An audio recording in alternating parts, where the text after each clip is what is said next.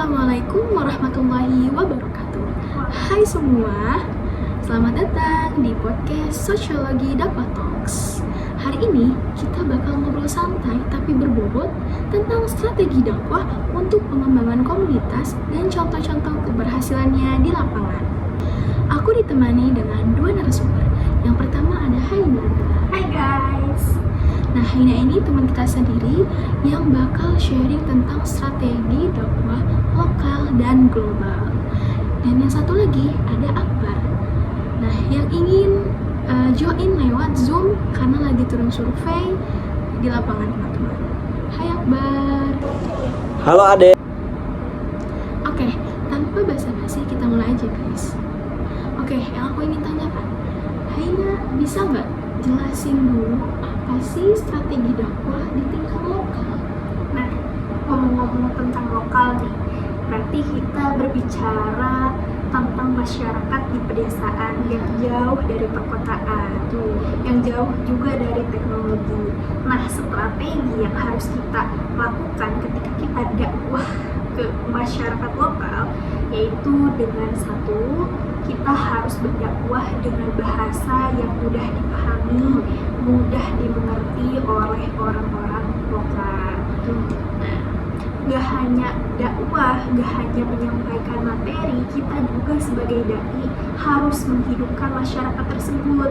Kayak kita bangun TPQ, ngajar di anak-anak, gitu kan. Terus kita juga ada itu kajian rutinan, ya kan, biar masyarakat lokal kan identik dengan gotong royongnya. Nah, ini bawa nih ke kehidupan yang lebih religius gitu.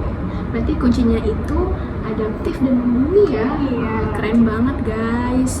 Oke, kalau dalam lingkup global, strateginya beda lagi atau gimana Haina?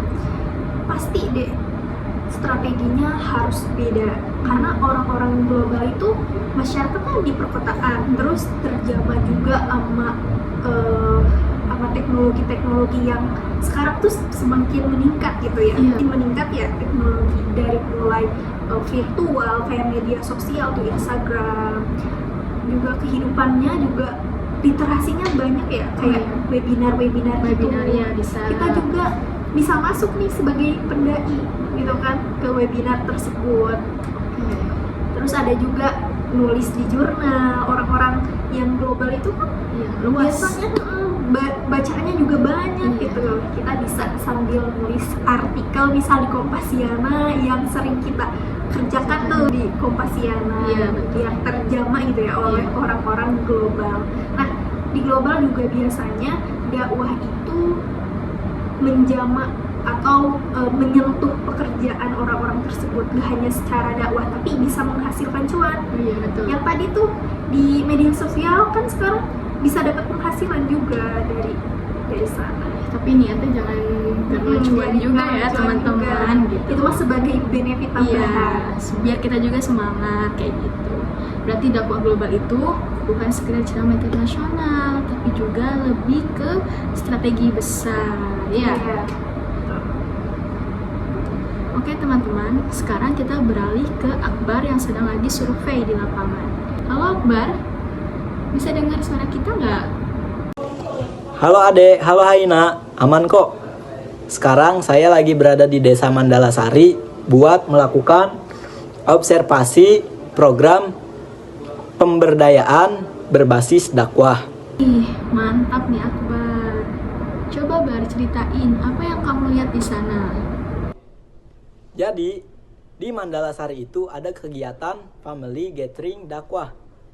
Sasarannya keluarga, ayah, ibu, dan anak. Programnya memakai metode DISC buat mengenali kepribadian tiap anggota keluarga. Hasilnya keren banget nih. Ternyata banyak konflik keluarga muncul karena perbedaan karakter. Dan setelah dipahami, mereka jadi lebih mudah membangun keluarga yang harmonis dan juga religius. Selain itu, mereka juga menggunakan metode ABCD, yang intinya masyarakat diajak fokus pada potensi yang mereka punya, bukan kekurangan. Jadi prinsipnya Semua punya potensi, semua bisa berpartisipasi, dan juga semua bisa bermitra. Nah, terus di sini juga ada integrasi dakwah sama kegiatan sosial. Misalnya di Posyandu, kegiatan kesehatan dipadukan sama edukasi keagamaan. Lalu, ada juga dukungan untuk ekonomi kecil, seperti home industry dan pertanian.